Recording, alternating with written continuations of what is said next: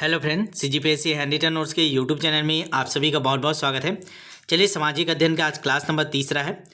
लगातार हम लोग सामाजिक अध्ययन की क्लास आपको दे रहे हैं। डेली 9 बजे होता है, लेकिन आज किसी कारणवश ये 10 बजे हो रहा है। ठीक है, थोड़ा सा क्लास विलम्ब होने वाला था, मैं बोला कैंसिल नहीं करना है, भले लेट से कर लेते हैं क्योंकि पढ़ना जरूरी है, क्योंकि टेस्ट होना है।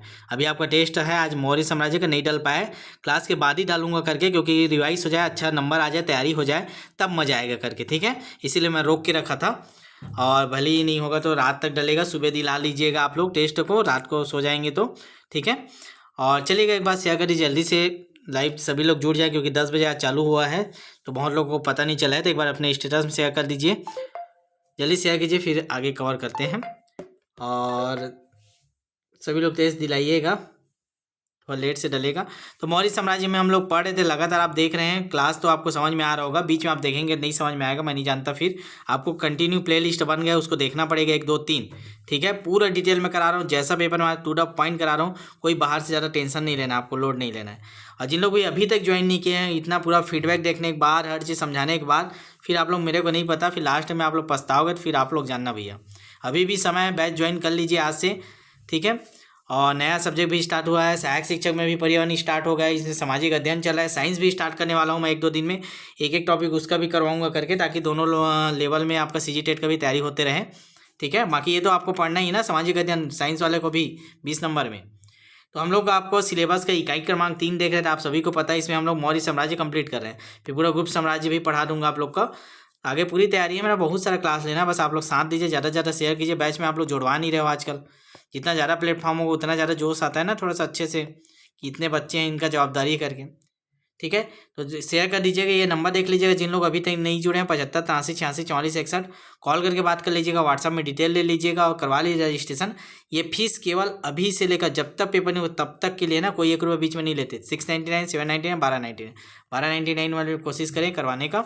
ठीक है, चलेगा। तो मौर्य साम्राज्य हम लोग पूरा पढ़ लिए थे, एक बार रिवाइज मैं करा रहा हूँ पॉइंट पॉइंट को। तो हम लोग कौन कौन शासक के बारे में पढ़े थे, चंद्रगुप्त मौर्य के बारे में पढ़े थे, पूरा डिटेल पढ़े उसके बारे में, कैसे आया, शादी किससे हुआ, क्या हुआ, कौन उसके पुस्तक लिखे, कौन दरबारी कवि थे, सब चीज़ को पढ़े। फिर उसका बेटा बना बिंदुसार।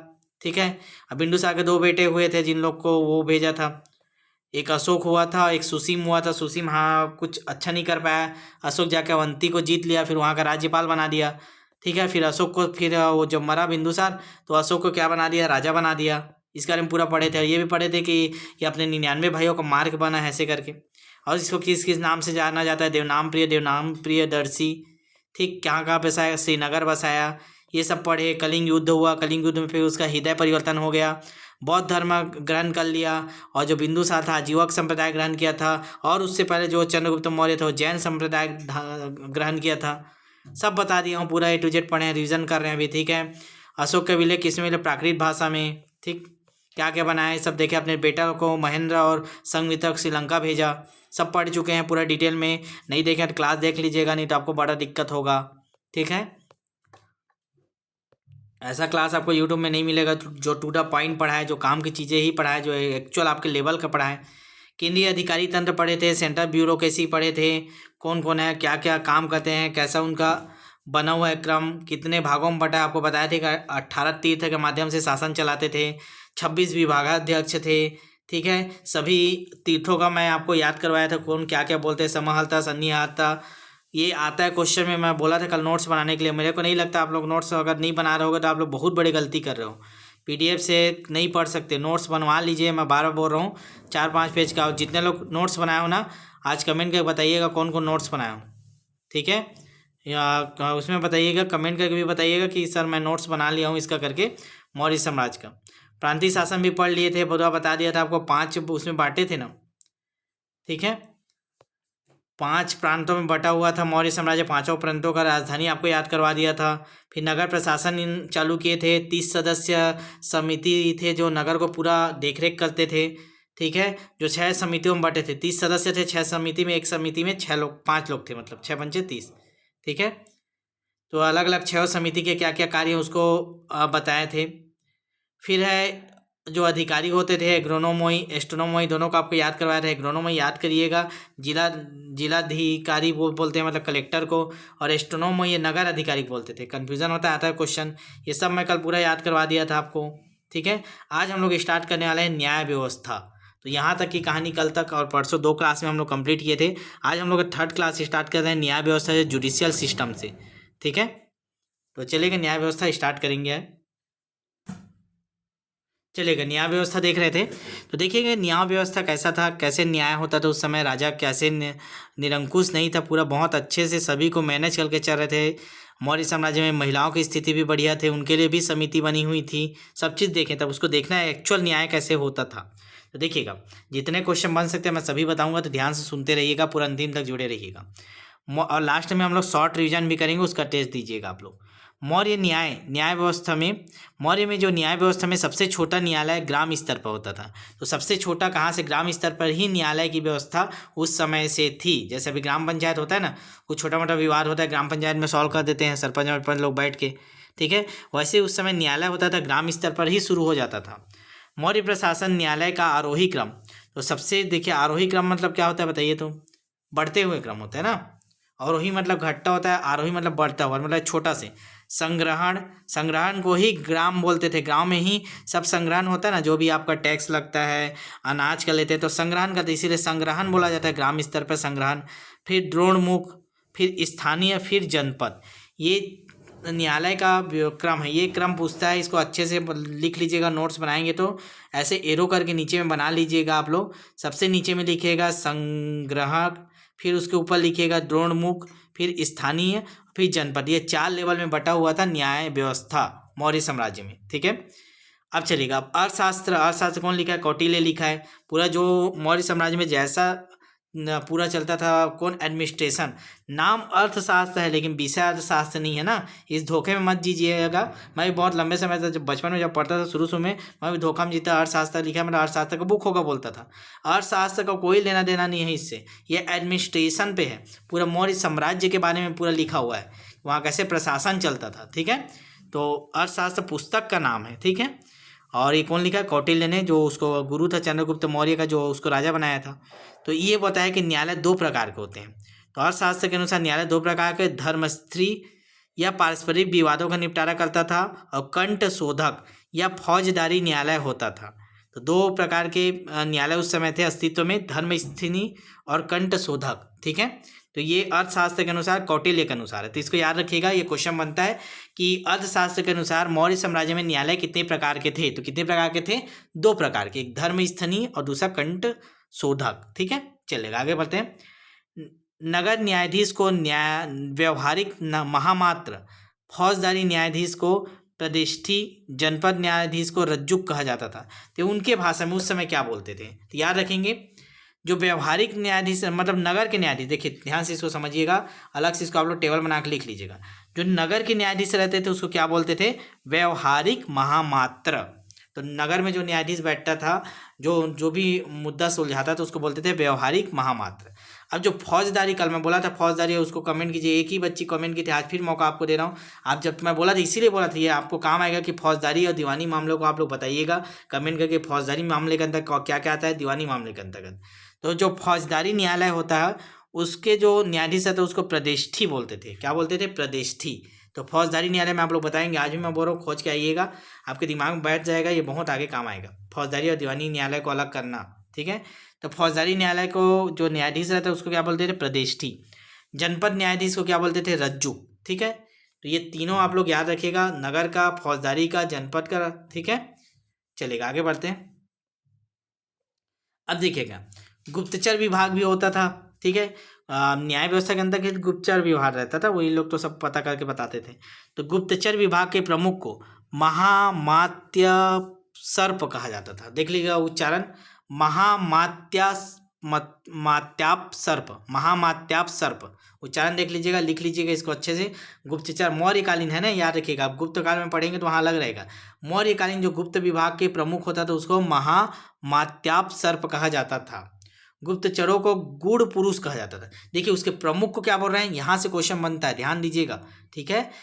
उसके प्रमुख को बोलते थे महामात्याप सर्प, लेकिन वो जो गुप्तचर होता था उसको बोलते थे, सदस्य को, गूढ़ पुरुष। ये पूछा गया है कई बार एग्जाम में, गूढ़ पुरुष किसे कहा जाता था, तो मौर्यकालीन गुप्तचरों को कहा जाता था। संस्था, संचार आदि भी कहा जाता था। तो गुण पुरुष भी बोलते थे, कहीं संस्था भी बोलते थे, कहीं संचार भी बोलते थे। ये तीनों नाम याद रखिएगा। गुण पुरुष का पूछा गया हुआ है, उसको अच्छे से याद रखिएगा। बाकी संस्था भी बोलते थे, संचार भी बोलते थे। संस्था वे गुप्तचर होते हैं, अलग अलग कैटेगरी के थे वो गुप्तचर। तो संस्था किसको बोलते थे? तो संस्था वे गुप्तचर थे जो एक ही स्थान पर रहकर, तथा संचार वे गुप्तचर थे जो घूम घूम कर करते थे। देखिए, दो तीन प्रकार पढ़े, गुण पुरुष, संस्था, संचार। संस्था मतलब जो एक ही स्थान पर परमानेंट बस जाता है, 10 साल 20 साल रहेगा वहाँ के पूरा, जैसे वो लोग रहते हैं ना, एजेंट लोग रहते हैं वो वाले, रॉ वाले, वहाँ जाके बस जाते हैं, पाकिस्तान में चले गए, वहाँ 10-20 साल रहे, वहाँ नौकरी करने लगे, सब करने लगे, उसके बाद गुप्तचरी करते, तो वो संस्था वाले हो गए। संचार वाले जो घूम घूम कर करते हैं, ठीक है। तो ये दोनों आप लोग अलग अलग करके रखिएगा। गुण पुरुष तो मेन जो उसके सदस्य होते हैं उसको बोलते हैं। आगे देखते हैं। एरियन ने गुप्तचरों को ओवरसियस और स्ट्रोबो ने इंस्पेक्टर कहा है। तो ये दोनों पूछता है, किसने गुप्तचरों को ओवरसियर कहा है? तो किसने कहा है? एरियन ने कहा है। और इंस्पेक्टर किसने कहा है? तो स्ट्रोबो ने कहा है। तो ये दोनों आप लोग याद करिए के रखिएगा, अच्छे से नोट्स बना लीजिएगा। मैं बार बार बोल रहा हूँ, पीडीएफ के भरोसे मत रहिएगा। पीडीएफ कोई काम नहीं आएगा आपका, प्रिंट आउट कोई काम नहीं आएगा। नोट्स बनाएंगे तो पेपर से में आपका रिवाइज करने में मजा आ जाएगा। ठीक है, तो न्याय व्यवस्था पढ़ लिए। अब आप स्टार्ट करें आर्थिक व्यवस्था। पूरा क्लास अंतिम तक देखिएगा, लास्ट में शॉर्ट रिविजन भी कराऊंगा मैं, ठीक है। टू द पॉइंट वाले अलग से बनाया हूँ रिविजन के लिए। आर्थिक व्यवस्था देखते हैं, इकोनॉमी सिस्टम कैसे चलता था, क्या उनका साधन थे, कैसे अर्थव्यवस्था चलता था, कैसे जनता का पालन पोषण होता था, इसको समझना जरूरी है। मौर्य अर्थव्यवस्था कृषि, पशुपालन और वाणिज्य पर आधारित थे। तीन जगह थे, कृषि था, पशुपालन भी होता था, वाणिज्य पर आधारित था, जिसे सम्मिलित रूप से वार्ता कहा जाता है। ये इंपॉर्टेंट याद रखिएगा, हर एक एक पॉइंट आपके पेपर के लिए इंपॉर्टेंट है ना। तो तीन प्रकार से वहाँ का अर्थव्यवस्था चलता था, कृषि से, पशुपालन से, वाणिज्य, और तीनों के एक साथ क्या बोलते थे? वार्ता, ठीक है। मौर्य काल में जुती हुई भूमि को कृष्ट बोलते थे। ये वाला पूछता है भैया, सीता भूमि जैसे पूछा था ना सरकारी भूमि को, वैसे इसको भी पूछ सकता है। तो मौर्य काल में जो जुटी हुई भूमि को क्या कहते हैं? तो कृष्ट, या बोल देगा मौर्यकालीन कृष्ण। किस भूमि को बोल देते हैं? जुती हुई भूमि को। बिना जुती हुई भूमि को अकृष्ट, और बिना वर्षा की अच्छी फसल देने वाली भूमि को अवदेव मात्रक कहा जाता था। मतलब उनको फसल, मतलब पानी का बरसात की जरूरत नहीं है, सूखा पड़ा है, गर्मी के समय बोल दिए थोड़ा बहुत पानी आ गया तो भी एकदम फर्स्ट क्लास फसल देता है, ऐसी भूमि को क्या बोलते हैं? अवदेव मात्रक बोला जाता है। तो ये दोनों पॉइंट आप याद रखिएगा, ठीक है। अवदेव मात्रक, और ये आपका कृषि, पशुपालन, वाणिज्य पर आधारित है, जिसको वार्ता कहते थे, ठीक है। चलिए आगे देखते हैं। मौर्य काल में विभिन्न करों के माध्यम से राज्य की आय होती थी। जो बहुत सारे अलग अलग कर लगाते थे, उसी से ही आय होता था, उसी से ही फिर पूरा राज परिवार चलता था, जनता चलता था, पूरा न्याय व्यवस्था, हर सुविधाएं जो मुहैया कराई जाती थी महाराजा के द्वारा, तो इन्हीं करों के माध्यम से। अब क्या क्या कर लेते थे, क्या क्या नाम है, इसको देखते हैं। भूमि कर और सिंचाई कर दोनों मिलाकर कुल 1/2 भूभाग राजस्व के रूप में लिया जाता था। आप जितना उपज कर रहे हो, जैसे आपका 10 कुंटल हुआ तो 5 कुंटल को डायरेक्ट ले लेते थे भैया, कि भूमि का टैक्स और सिंचाई का, मतलब कर तो बहुत हाई फाई था, जबरदस्त टैक्स था। मतलब उस समय पूरा आधा 1/2 भाग ले रहे हैं उन लोग, ठीक है। मौर्य काल का प्रधान उद्योग सूती वस्त्र उद्योग होता है। मतलब मेन क्या है मौर्य काल में, सबसे मेन उद्योग क्या है? देखिए, हम लोग पढ़े वाणिज्य को भी, कृषि आधार था, वाणिज्य था, तो मेन वाणिज्य के अंदर का उद्योग आ गया। उद्योग में मेन उद्योग क्या था उस समय मौर्य काल में, ये पूछता है। जैसे सिंधु आदि सभ्यता में पढ़े ना, मेन उनका व्यवसाय क्या था? व्यापार था। भले उन लोग कृषि करते थे, मैं समझाऊँ, आप लोग नहीं समझ पाते उसको। कृषि करते थे, खेती किसानी भी करते थे, सब करते थे, लेकिन मेन व्यवसाय क्या था? मेन आजीविका के लिए मेन व्यवसाय क्या था उनका? व्यवसाय शब्द पूछा था, तो वो कहाँ क्या था? व्यापार करना, ठीक है। भले वो किसी नील का व्यापार करते थे, खेती का व्यापार, गेहूं का व्यापार, कुछ भी करे, लेकिन व्यापार था। उसी प्रकार इनका मेन उद्योग क्या है? प्रधान उद्योग सूती वस्त्र उद्योग था। मौर्य काल में सूती वस्त्र बनता था, याद रखिएगा। मौर्य काल में विभिन्न प्रकार के धातुओं के सिक्कों का प्रचलन था। बहुत सारे विभिन्न प्रकार के सिक्के चलते थे उस समय। सुवर्ण सिक्के व रूपक सिक्के, रूपक मतलब चांदी का सिक्का होता है ना, सुवर्ण सिक्के व रूपक सिक्के दोनों चलते थे। मौर्य काल में काशी, बंग, बलिंग सूती कपड़ों के लिए, पंडु नगर रेशमी कपड़ों के लिए प्रसिद्ध थे। तो क्या क्या कपड़ों के लिए कहाँ कहाँ प्रसिद्ध थे? काशी था एक, बंग था, कलिंग था, सूती वस्त्रों के लिए पंडु था, और रेशमी वस्त्रों के लिए नगर प्रसिद्ध था, ठीक है। इसको याद करके रखिएगा, पूछ सकता है कहीं से भी, इसीलिए मैं बोला नोट्स बना लीजिएगा। क्लास देखेंगे और पीडीएफ पढ़ेंगे तो आपको उतना नहीं मजा आएगा। जब नोट्स बनाते जाएंगे तो इसको अलग अलग पॉइंट से आप अपने पेन से, अपने कॉपी में लिखेंगे, तब वो आपके दिमाग में छप जाएगा। मौर्य काल में विभिन्न व्यवसायों से संबंधित श्रेणियां थी जिसका प्रमुख महाश्रेष्ठी होता। मतलब अलग अलग व्यवसाय के श्रेणियां बना दिए थे, सूती वस्त्र उद्योग, कपड़ा उद्योग के लिए, नील की खेती के लिए, और उसके जो प्रमुख होते थे उसको महाश्रेष्ठी बोला जाता था। ठीक है, समझ में आ रहा है ना आपको? बहुत अच्छे से मैं समझाने की कोशिश कर रहा हूँ। ठीक है, चलिए आगे देखेंगे। अगला पॉइंट है हमारा, मौर्य काल में पूर्ववर्ती तट पर ताम्रलिप्ति और पश्चिमवर्ती तट पर भृगु कक्ष और सोपारा प्रमुख बंदरगाह थे। तो कौन कौन से बंदरगाह थे मौर्य काल में, ये बहुत ज़्यादा पूछता है, कई बार पूछा गया है। तो नाम याद रखिएगा, चार। ठीक है, आपको कितने याद है? 3 याद रखने हैं। पूर्वी तट, ठीक है, पूर्वी तट में क्या था? ताम्रलिप्ति। पश्चिमी तट में आप गुजरात से देखेंगे तो उधर क्या था? भृगु कक्ष। कक्ष है ना, कक्ष किरण, तो भृगु कक्ष। ठीक है, पश्चिम साइड। और एक और क्या था? पश्चिम में 2 था, सोपारा। तो भृगु कक्ष और सोपारा ये दोनों आपके पश्चिम में थे, अपूर्व में ताम्रलिप्ति। तो ये 3 बंदरगाह आपको अच्छे से याद रखना चाहिए, क्योंकि केवल 3 ही हैं, इसलिए क्वेश्चन बन सकता है, इंपॉर्टेंट है। मौर्य काल संबंधित प्रमुख बंदरगाह कौन सा है, या ताम्रलिप्ति बंदरगाह किस काल से संबंधित है, मौर्य काल से संबंधित, कुछ भी पूछ सकता है। ठीक है, तो ये 3 बंदरगाह आपको याद रखना है। मैं टू द पॉइंट करवा रहा हूँ जो आपको डायरेक्ट याद रखना है, वनडे एग्जाम पे बेस पे, शिक्षक भर्ती, सीजी टेट बेस पे। ठीक है, हमको पीएचडी नहीं करना है। चंद्रगुप्त मौर्य ने सौराष्ट्र में सिंचाई और पेयजल के लिए सुदर्शन झील का निर्माण करवाया था, 1000 बार पूछा गया है। सुदर्शन झील का निर्माण किसने करवाया था, ये क्वेश्चन बनता है, पहला क्वेश्चन। दूसरा, चंद्रगुप्त मौर्य के द्वारा कौन सा झील का निर्माण कराया था? सुदर्शन झील का। सौराष्ट्र में कौन सा झील है? सुदर्शन झील। ऐसे करके 3-4 क्वेश्चन इससे बनते हैं। ये दोनों काम करता है, सिंचाई और पेयजल दोनों के लिए उपयोग होता था। फिर अगला देखते हैं, जिसका उल्लेख किस में हुआ है सुदर्शन झील के बारे में, तो रुद्रदामन का गिरनार अभिलेख से प्राप्त हुआ था। गिरनार अभिलेख किसका, ये भी याद रखिएगा, रुद्रदामन। यहाँ से देखिए 2 क्वेश्चन बने। सुदर्शन झील का उल्लेख किस में हुआ है, तो रुद्रदामन का गिरनार अभिलेख में, और गिरनार अभिलेख किसका है? रुद्रदामन का। ठीक है, जहाज निर्माण भी मौर्य काल का प्रमुख उद्योग था। तो जहाज निर्माण भी उस समय होता था, याद रखिए, इतना मतलब उच्च लेवल पे पहुंच चुका था कि जहाज भी बनने लगे थे उस टाइम। सोचिए, अशोक के समय विष्टि एक अमूल्य श्रम था जिसे बेगार कहा जाता था, जो बिना पैसे का होता है ना, उसी प्रकार का विष्टि होता था। विष्टि बोलते थे, विष्टित एक प्रकार का श्रम था। विष्टि जैसे भी श्रम दान करने जाते हैं बिना पैसे का, तो ठीक है, जिसको बेगार कहा जाता था। ठीक है, चलिएगा। तो ये हम लोग ने पढ़ लिए, न्याय व्यवस्था पढ़े पहले, फिर आर्थिक व्यवस्था। 2 चीज़ आज कंप्लीट कर लिए, न्याय व्यवस्था, आर्थिक व्यवस्था।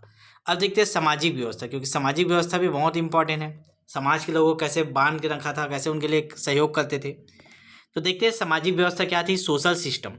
तो मौर्यकालीन सामाजिक व्यवस्था की जानकारी कौटिल्य के अर्थशास्त्र से प्राप्त होती है। मैंने बोला था ना, ये अर्थशास्त्र नहीं, इसमें हर चीज़ है उसके प्रशासन का। तो सामाजिक व्यवस्था भी आपको जानना है कि उस समय समाज में कैसी व्यवस्था थी, तो अर्थशास्त्र पढ़ना पड़ेगा कौटिल्य का। मौर्य काल में वर्णाश्रम सामाजिक व्यवस्था का आधार था, मतलब वर्ण के आधार पे सामाजिक व्यवस्था चलता था। चाणक्य ने शूद्रों को आर्य कहा और कृषि तथा पशुपालन को शूद्रों की वृत्ति बताई। मेगास्थनीज ने भारतीय समाज को 7 वर्गों में बांटा है, ये भी इंपॉर्टेंट है, आगे पढ़ चुके हैं ये, जब मेगास्थनीज बारे में पढ़ रहे थे। 7 भागों में बांटा हुआ है। आगे देखते हैं, मौर्य काल में नियोग प्रथा, जो आपको पता होगा, नियोग प्रथा दूसरे मतलब एक स्त्री अदर पुरुष से जो रिलेशनशिप बनाते हैं उसी बोलते हैं नियोग प्रथा, जो वेश्यावृत्ति भी बोला जाता है, इस टाइप का था नियोग प्रथा।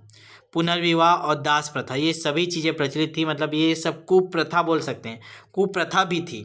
समाज बेहतर था, बहुत अच्छा शासक था, फिर भी ये सब जो कुरीतियाँ उस समय प्रचलित थी, नियोग प्रथा, पुनर्विवाह, दास प्रथा, ये सब चलता था। ठीक है, आगे देखते हैं, मौर्य काल में वेश्यावृत्ति प्रचलित थी, उसे राजकीय संरक्षण प्राप्त था। लो, और क्या लोगे, कोई रोक टोक नहीं, राजकीय संरक्षण था, आप करिए, हमको टैक्स दीजिए। स्वतंत्र रूप से वेश्यावृत्ति करने वाली महिलाओं को रूप जीवा कहते थे। देखिए, जो राजकीय संरक्षण में रहती थी वो अलग होगा, लेकिन जो स्वतंत्र रूप से करती थी एकदम खुलेआम, वो रूप जीवा कहलाया जाता था। तो ये पूछ सकता है, रूप जीवा किन महिलाओं को बोला जाता था? जो स्वतंत्र रूप से वेश्यावृत्ति करती थी उनको रूप जीवा कहा जाता था। समाज में स्त्रियों की स्थिति में स्मृति काल की अपेक्षा सुधार आया था। मैं पहले ही बता चुका था, जब जिस में एक मंडल बन रहा है, एक समिति बन रहा है महिलाओं की, ठीक है, तो उस काल में जब समिति बना है, मतलब उनकी समस्याओं को सॉल्व किया जा रहा है, तब तो रहेगा ही भैया। समाज में स्त्रियों की स्मृति काल की अपेक्षा सुधार, मतलब पुराने समय से सुधार हो गया था। ठीक है, ये सामाजिक व्यवस्था देख लिए।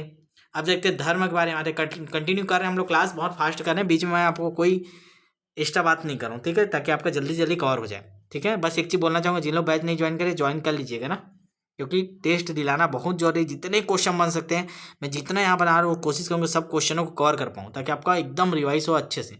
और सेकेंड राउंड भी चलेगा तो फिर नया क्वेश्चन बनेगा इसी से। धर्म क्या था?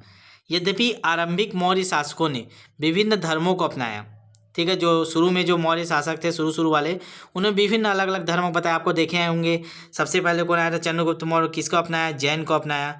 फिर कौन आया था आपका? बिंदुसार। वो किसको अपनाया? आजीवक संप्रदाय को अपनाया। फिर कौन आया था आपका? अशोक आया, अशोक बौद्ध अपनाया। तो देखिए अलग अलग धर्म को अपना रहा है, कोई एक राजकीय धर्म टाइप पर नहीं चल रहा है कि उसका बेटा वही अपनाएगा। तो ठीक है, तो आरंभिक समय में बहुत सारे धर्मों को वो अपनाया गया, दूसरे धर्मों का सम्मान भी करते थे। कि आपको पढ़ा कि अशोक ने बराबर की पहाड़ी को काट के आजीवक संप्रदाय बनाया, जबकि खुद बौद्ध धर्म को अपनाया था। तो हर शासक अपना कुछ भी अपनाया, बाकी धर्मों का भी सम्मान करते थे। मौर्यों के समय अधिकांश प्रजा वैदिक धर्म को मानने वाली थी, ठीक है। अब यहाँ से शॉर्ट में देखते हैं जो इंपॉर्टेंट क्वेश्चन आपके बन सकते हैं, ठीक है। आज क्लास थोड़ा छोटा कराऊंगा यार, थोड़ा सा लेट हो चुका हूँ, मेरे को भी थोड़ा सा काम है, थोड़ा सा चलेगा। अशोक के शिलालेख और उनके विषय देखते हैं, ठीक है। तो अशोक के जो शिलालेख है, आपको मैं बता रहा 14 प्रकार के शिलालेख मिला है, उनके विषय पूछता है कि कौन से शिलालेख में किसके बारे में दिया हो। मोस्ट इंपॉर्टेंट, इसको ध्यान रखिएगा। पहला शिलालेख देखते हैं। तो पहला शिलालेख क्या है? पशु बलि को निषेध किया गया है। तो पहले शिलालेख में मुख्य पॉइंट है तो बहुत सारा लिखा होगा, लेकिन मेन उद्देश्य क्या है उसमें? पशु बलि को निषेध किया गया है कि आज से हमारे राज्य में, मौर्य साम्राज्य में, कोई भी नर बलि, पशु बलि नहीं दिया जाएगा। पशु बलि ना, नर बलि नहीं, पशु बलि नहीं दिया जाएगा करके। तो पहला शिलालेख याद रखिएगा, पशु बलि को निषेध किया गया है। विषय पूछता है अशोक के दूसरे शिलालेख का विषय बताइए, एक डायरेक्ट 4 ऑप्शन दे देता है। दूसरा शिलालेख में क्या पता है? मनुष्य और पशु चिकित्सा व्यवस्था। तो मनुष्य और पशु दोनों का चिकित्सा व्यवस्था के बारे में बात किया गया है। विदेशों में धर्म या धम्म प्रचार, अब बौद्ध वाला धम्म है ना, तो स्वाभाविक सी बात है ये अशोक किया होगा। विदेशों में धम्म प्रचार का उल्लेख किया गया, तो अशोक का ही तो पढ़ रहे हैं, ठीक है। तीसरा शिलालेख में क्या है, ये इंपॉर्टेंट है। रज्जु का युक्त की नियुक्ति, राजकीय अधिकारियों को हर 5 वर्ष पर राज्य भ्रमण करने का आग्रह, कि आप हर 5 साल में जाइए, राज्य में घूम के आइए, फिर उसके अनुसार आप लोग काम कीजिए, जो भी टैक्स रखना है, क्या स्थिति परिस्थिति है जनता का, ठीक है। तीसरा भी लेख में दिया है। चौथा में क्या दिया देखिए, ये अब सुनते रहोगे तो एक बार में याद नहीं होगा, इसको आप लिखिए। मैं बार बार बोल रहा हूँ, आपको सिलेक्शन चाहिए तो कोरा पेज निकालिए, और पेज में 4-4 5-5 पेज में मैं जितना भी क्लास कर रहा हूँ उसको, या जैसे 5-6-7 पेज से ज़्यादा नहीं होगा, अरे ज़्यादा से ज़्यादा 8 पेज होगा, 8 पेज हो जाएगा। इसको स्टेपलर मार के एक प्रोजेक्ट फाइल में डाल दीजिए। जब भी आपको मौर्य साम्राज्य पढ़ना हो निकालो, 4-5 पेज को पढ़ लो, आपका ऐसे ही सिलेबस कंप्लीट होते जाएगा। बार बार सिलेक्शन चाहिए तो बाकी आप स्वतंत्र हो, ठीक है। आपको जो करना है वो करो, मेरा जो काम है मैं आपको कर रहा हूँ, बहुत ईमानदारी से कर रहा हूँ। टेस्ट सीरीज मैं बैच लिया हूँ, लेकिन मैं हर प्रकार की सुविधा आपको दे रहा हूँ, हर पूरा अपना 100% दे रहा हूँ आपके सिलेक्शन के लिए। चौथा शिलालेख देखते हैं। भेरी घोष की जगह धम्म घोष की घोषणा, तो ये मोस्ट इंपॉर्टेंट है, 5-6 बार ये व्यापक में पूछा है। किस शिलालेख में धम्म घोष की घोषणा की गई है? तो भेरी घोष मतलब युद्ध नीति को छोड़ के धम्म घोष की घोषणा चौथा शिलालेख में। पांचवा शिलालेख में क्या है? धम्म महामात्रों की नियुक्ति, ठीक है, ये भी पूछा गया। छठवां शिलालेख में क्या बोला है? प्रशासनिक सुधारों एवं आत्मनियंत्रण की शिक्षा को उल्लेख है। जो प्रशासनिक सुधार के बारे में, आत्मनियंत्रण, कैसे अपने आप को नियंत्रित करें, इन सब को उल्लेख है छठवें शिलालेख में। सातवें शिलालेख में क्या है?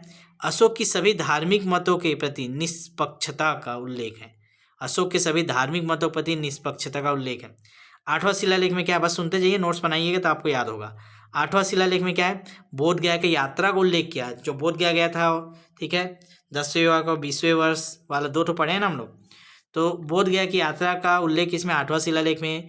बिहार यात्रा के स्थान पर धम्म यात्रा का प्रतिपादन किया कि आपसे बिहार नहीं जाएंगे, मतलब बिहार जो बना रहता है घूमने के लिए, पहाड़ में काट के बनाए रहते हैं, तो बिहार नहीं जाकर आप धम्म यात्रा करेंगे करके, ये सबको उल्लेख है 8वां में। 9वां में क्या है? सच्ची भेंट और सच्चे शिष्टाचार का उल्लेख। आप ईमानदारी से किसी से मिल रहे हो तो कैसे मिलना चाहिए, क्या हमारा शिष्टाचार होना चाहिए, सबको उल्लेख है 9वां शिलालेख में।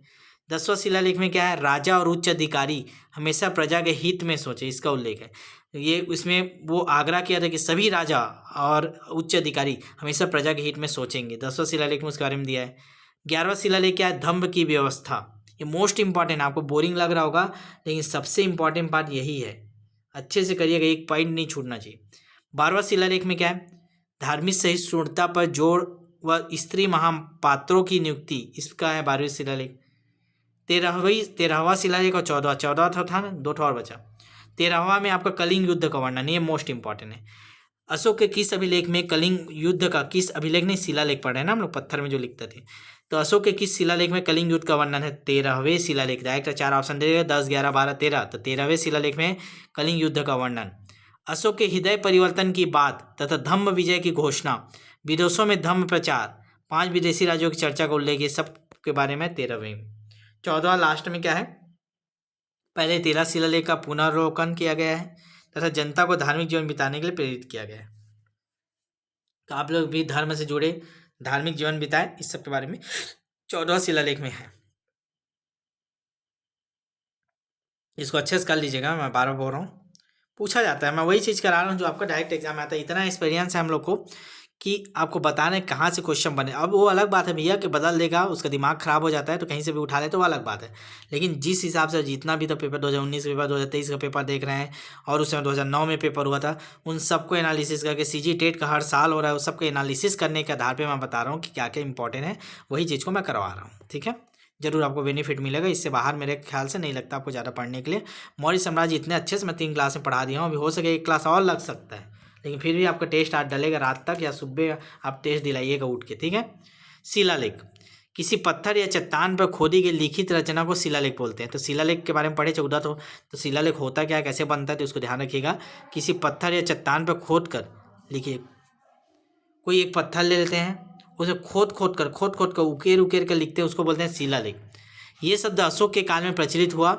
अशोक शिलालेख प्राय ब्राह्मी लिपि में हैं, परंतु शिलालेख खरोष्टी, यूनानी, अरमाइक लिपि में भी प्राप्त हुए हैं। मेन क्या है, ब्राह्मी लिपि में, लेकिन कुछ कुछ खरोष्टी में मिला, जहाँ वो उल्टा लिखते थे, खरोष्टी में ही लिखा था ना उल्टा। यूनानी, अरमाइक लिपि कहाँ मिला है आपका? अफगानिस्तान में मिला है। ये सब डिटेल भी आपको पढ़ेंगे अभी। ठीक है, अब स्तंभ लेख देख लेते हैं। अब अभी तक हम लोग ने क्या देखा, 14 प्रकार का उसका मिला है शिलालेख। 14 तो क्या अशोक के शिलालेख है। शिलालेख क्या होता है, कि किसको बोलते हैं, ये समझा दिया। अब आते हैं स्तंभ लेख, दोनों मिला है ना उसका, शिलालेख भी मिला, स्तंभ लेख। ठीक है, अब कहाँ कहाँ से मिला उसको बस पढ़ेंगे हम लोग स्तंभ लेख को। ठीक है, थोड़ा सा चलेगा, थोड़ा सा ना टेक्निकल इशू आ जा रहा है, तो इसको अपना कल ही हो पाएगा क्लास। लगभग 27-28 मिनट ही करवा पाया हूँ, बहुत सारा भी बचा हुआ है, तो कल मैं 1 क्लास और लूँगा। ठीक है, आप लोग टेस्ट दिला लीजिएगा जितना पढ़ पाए होंगे। बुक से बहुत सारा मैं शॉर्ट नोट्स लेके आया था, जितना मैंने कलेक्शन कर पाया, जो इंपॉर्टेंट बहुत सारी चीज़ें अभी आपको फैक्ट बताने के लिए। आज नहीं हो पाएगा, थोड़ा लेट हो गया, मेरे को भी खाना वाना भी खाना है, खाना वाना नहीं खाया हूँ। तो चलिएगा कल ही करेंगे। जल्दबाजी के चक्कर में मैं क्या 100% नहीं दे पाऊँगा, ऊपर से निकाल दूंगा, क्या मतलब का। अब मैं जितना भी पढ़ा रहा हूँ आपको कहानी तरीके से एकदम अच्छे से समझा पढ़ा रहा हूँ, आपको कहीं और भटकना नहीं पड़ेगा। तो कल हम लोग पढ़ेंगे इसको। ठीक है, ये सब अलग है, पूरा रिवाइज कराऊंगा, देखिएगा। ये सब पूरा पढ़ के आए, बिंदुसार का नाम, चंद्रगुप्त और क्या क्या नाम है, बहुत अच्छे से करेंगे, क्योंकि अभी हमारे पास टाइम है, जल्दबाजी नहीं करना है। आप ऐसा तैयारी कीजिए कि आपको पॉइंट चुकना ना पड़े, कोई पछताना मत पड़े। ठीक है, फाइनल सिलेक्शन लेना है, भले टाइम लगे थोड़ा, सिलेबस थोड़ा एक बार फर्स्ट राउंड में थोड़ा लेट में कंप्लीट हो। ठीक है, लेकिन अभी करना है हमको डिटेल से। ठीक है, तो चलिए कल मिलते हैं, क्लास को शेयर कर दीजिए, और जो भी आपको फीडबैक देना होगा लास्ट में बता दीजिए, क्लास कैसा लगा, कोई सुधार करना होगा, कोई संकेत होगा तो भी बता दीजिएगा। ठीक है, चलिए बाय।